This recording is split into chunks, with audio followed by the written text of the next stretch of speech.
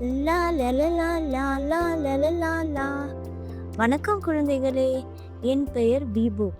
இன்று நான் ஒரு சுவாரஸ்யமான கதை சொல்ல வந்திருக்கிறேன். கேட்க ஆசையா? வாருங்கள். கதையின் பெயர் பசியான புழு. ஒரு சிறிய முட்டை ஒரு இலை மேல் இருந்தது. ஒரு நாள் காலை சூரியன் உதித்ததும் அந்த முட்டையிலிருந்து ஒரு சின்ன பச்சை புழு வெளியே வந்தது. அந்த புழுவுக்கு மிகவும் பசித்தது. ஆஹா, எங்கே ஏதாவது உணவு இருக்கிறதா என்று தேடியது. அது திங்கட்கிழமை ஒரு ஆப்பிளை தின்றது. ஆஹா, சுவையாக இருக்கிறதே இந்த ஆப்பிள் என்று அந்த ஆப்பிளை கடித்து கடித்து அழகாக தின்றது. ஆனாலும் அதற்கு பசி தீரவில்லை. செவ்வாய்க்கிழமை மீண்டும் தேடியது, ஏதாவது உணவு கிடைக்குமா என்று. அப்பொழுது அதற்கு ஒரு மாம்பழம் கண்ணில் பட்டது. அந்த மாம்பழத்தை மிகவும் அழகாக சாப்பிட ஆரம்பித்தது. ஆஹா, சுவையாக இருக்கிறதே என்றது. ஆனால் இன்னும் பசி இருந்தது அதற்கு. புதன்கிழமை 2 செரி பழங்களை தின்றது. அதற்கு மிகவும் பிடித்திருந்தது. அதை தின்ற பிறகும் அதற்கு பசி தீரவே இல்லை. சரி, அடுத்த நாள் பார்க்கலாம் என்று அமைதியாக இருந்தது. வியாழக்கிழமை மீண்டும் உணவை தேடியது. அப்பொழுது அதற்கு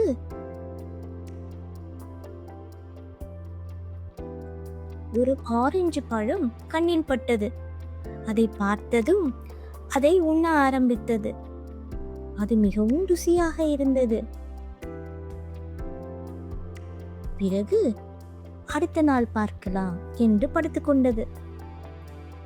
மீண்டும் வெள்ளிக்கிழமை ஒரு ஸ்ட்ராபெரி பழத்தை அது உண்ண ஆரம்பித்தது. அதற்கு அந்த சுவை மிகவும் பிடித்திருந்தது. ஆஹா, சுவையாக இருக்கிறதே என்று அதையும் உண்டது. ஆனாலும் பசி போகவில்லை. சரி, அடுத்த நாள் பார்ப்போம் என்று தூங்கியது. அடுத்த நாள் சனிக்கிழமை அது ஐஸ்கிரீம், லாலிபாப், சாக்லேட் என்று உடலுக்கு தீங்கு தரும் பொருட்களை உண்ண ஆரம்பித்தது. அதை உண்டதால் அதன் வயிறு வலித்தது. ஆ, என் வயிறு வலிக்கிறதே, வயிறு வலிக்கிறதே என்று அந்த நாள் முழுவதும் அழுதே கிடந்தது. அடுத்த நாள் ஞாயிற்றுக்கிழமை ஒரு பச்சை இலையை தின்றது. ஆஹா, இந்த பசுமையான இலை நன்றாக இருக்கிறதே என்று அதை உண்டது. அதன் வயிறும் சரியானது. இப்பொழுது அந்த புழு மிகவும் பெரியதாக வளர்ந்து விட்டது.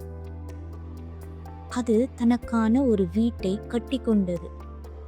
அந்த கூட்டுக்குள் பல வாரங்கள் பொறுமையாக வாழ்ந்தது. பிறகு அந்த கூட்டுக்குள் இருந்த அந்த பச்சை புழு ஒரு அழகான பட்டாம்பூச்சியாக வெளியே வந்தது. ஆஹா, என்ன ஆச்சரியம் குழந்தைகளே! ஒரு சிறிய பச்சை புழு இப்பொழுது வண்ணத்து பூச்சியாகும். குழந்தைகளே, நாம் இதன் மூலம் கற்றுக்கொள்ளும் நல்லொழுக்கு என்ன? ஆரோக்கியமான உணவை நாம் தினமும் சாப்பிட வேண்டும். பிறகு பொறுமையாக வளர்ந்தால் அழகான மாற்றம் வரும். சிறிய புழு அழகான வண்ணத்து பூச்சியாக மாறியது. கதை பிடித்திருந்ததா குழந்தைகளே? நன்றி.